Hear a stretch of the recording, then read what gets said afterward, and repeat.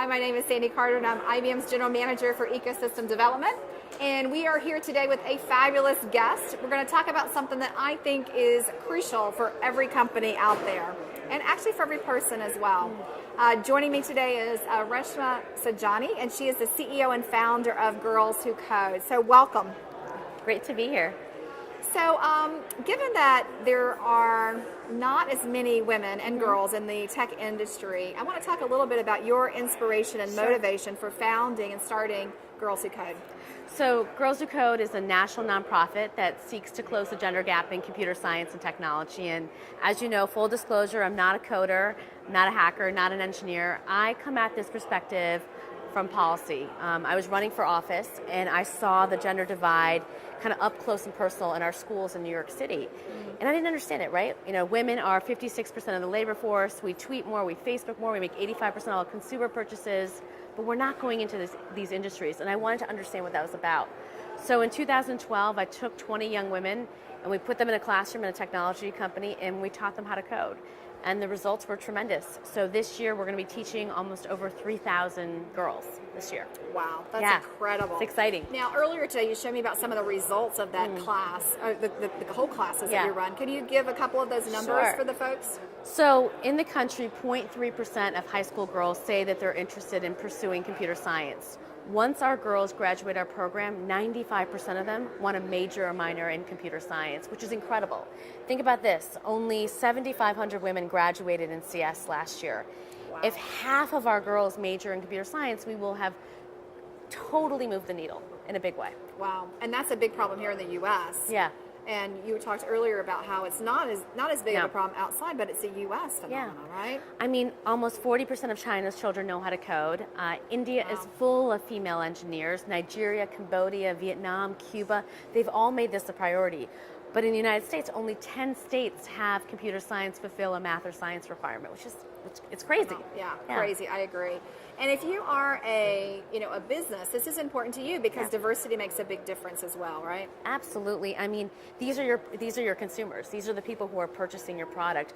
We don't even know the types of innovations that we're missing out on because half of our labor force doesn't have this skill.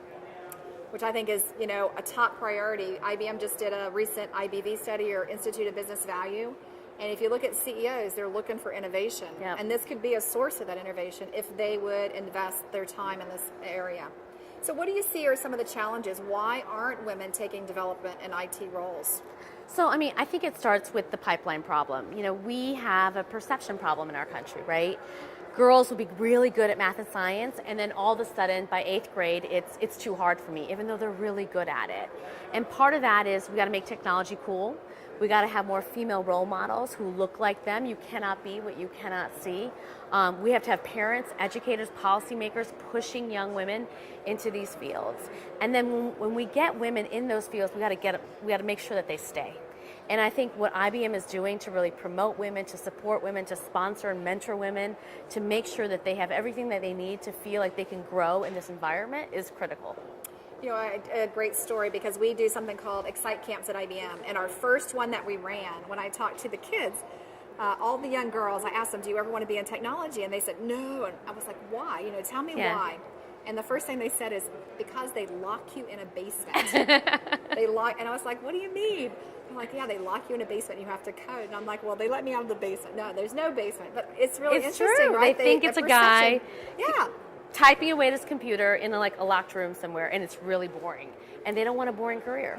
Yeah, I understand. I don't want a boring career either, so that's why I'm in tech. So what advice would you give to women who are looking to start their own tech firms? Earlier we chatted about not only are we have a gap in girls who code, but we have a gap in women entrepreneurs. So what advice would you give to women and girls out there, and actually dads who have young girls growing up, right? So I recently wrote a book called Women Who Don't Wait in Line to really think about what's happening with leadership. How do we crash through the glass ceiling? I really think it's about embracing risk and failure, right? We as women, female potential entrepreneurs, we're scared of starting companies because we're scared of failing. And so we got to continue to push women and make them comfortable with rejection. I think that as parents, fathers and mothers, we have to get our girls to raise their hands and learn how to code. We have to push them into those industries and make it cool and make it interesting. Yeah, you know, my daughter came home the other day and she did really well in math, and she said, Mom, I just can't keep doing this. And I'm like, why? I want you to be good at math. And she said, none of the boys are going to like me, right? Yeah. So it really does start, I think, at the very beginning, at those girls that are growing up, to, you know, women who need to be taking those risks out there as well. And I think to your point, it's, you know, our girls built an app called Let It Flow to help find a bathroom when they're walking down the street. Because, you know, sometimes we got to find public bathrooms. But it's like creating apps like that that are interesting, and then having girls be like, oh my God, a woman created that. A person like me created that. That's what's really going to change things. Imagine if the next Facebook was created by a woman. Yeah, absolutely. Or the next IBM. Yep, or the next IBM, even more importantly. Oh, so thank you so much, Thank Reshma. you. This has Thank been you, Sandy. such a great topic, and I want to hear from all of you guys and what you're doing to help more girls start to code. Thank you so much. Absolutely. Thank you.